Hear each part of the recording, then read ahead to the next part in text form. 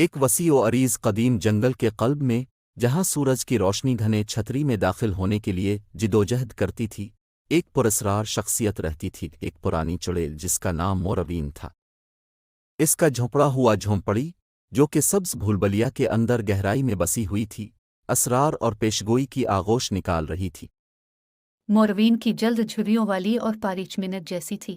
اس کی آنکھیں زمرد کا چھیدنے والا سایہ تھا جو کسی دوسری دنیاوی حکمت سے چمکتی نظر آتی تھی۔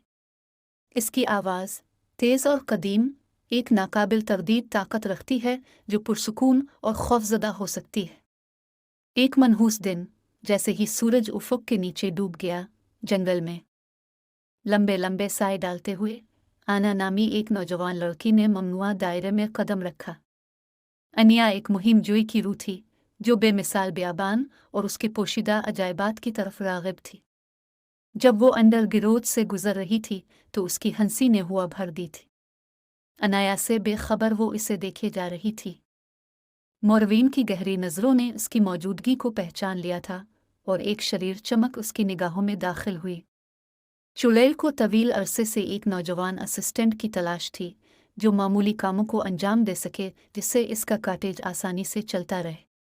ایک تیز آواز کے ساتھ موروین نے کوے کے ایک جھنڈ کو بلایا جو اندھیرے سے اڑ گئے تھے۔ ان کی نم آنکھیں انیا پر جمی تھیں۔ پرندے لڑکی پر اترے، ان کے تیز پنجے اس کے بازوؤں اور ٹانگوں کو جکڑ رہے تھے۔ انیا نے جدوجہد کی اور چیخیں ماری، لیکن اس کی کوششیں چڑیل کے جادو کے سامنے بے سود تھیں۔ کوے انیا کو موروین کے کاٹیج میں لے گئے، جہاں اسے غیر رسمی طور پر فرش پر پھینک دیا گیا۔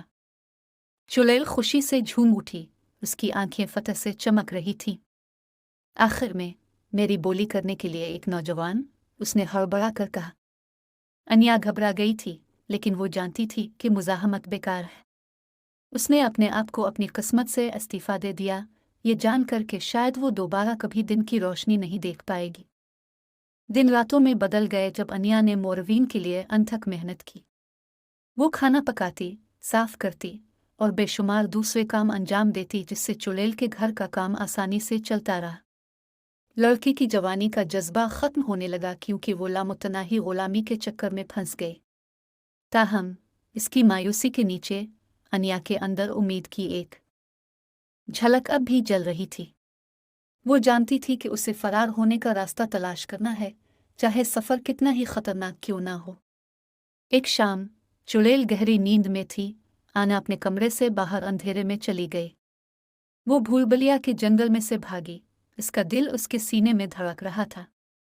اس کے پیچھے وہ چڑیل کی مشتعل چیخیں سن سکتی تھی کیونکہ اسے احساس ہوا کہ اس کا اسیر بھاگ گیا ہے۔ انیا نے ان گنت بار ٹھوکر کھائی اور گرا، لیکن اس نے ہار ماننے سے انکار کر دیا۔ وہ جانتی تھی کہ اس کی زندگی اس پر منحصر ہے۔ جیسے جیسے طلوع فجر قریب آیا، وہ آخر کار ایک کلیئرنگ پر ٹھوکر کھا گئی۔ فاصلے پر وہ اس گاؤں کا خاکہ دیکھ سکتی تھی جہاں وہ کبھی رہتی تھی۔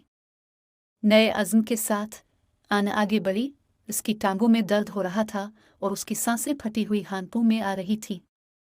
جیسے ہی وہ گاؤں کے قریب پہنچی، وہ تھک ہار کر زمین پر گر پڑی۔ آنیا کو زندہ دیکھ کر گاؤں والے حیران اور بہت خوش ہوئے۔ انہیں ڈر تھا کہ وہ ہمیشہ کے لیے جنگل میں گم ہو گئی ہے۔ انیا نے چڑیل کے ساتھ اپنا دردناک تجربہ سنایا اور دیہاتی خوفزدہ ہو کر سنتے رہے۔ اس دن سے آگے موروین کا افسانہ، ایک شیطانی چڑیل جو جنگل میں رہتی تھی، نسل در نسل گزر گئی۔ اور انیا، وہ بہادر لڑکی جو اس کے چنگل سے بچ گئی تھی، اندھیرے میں امید اور لچک کی علامت بن گئی۔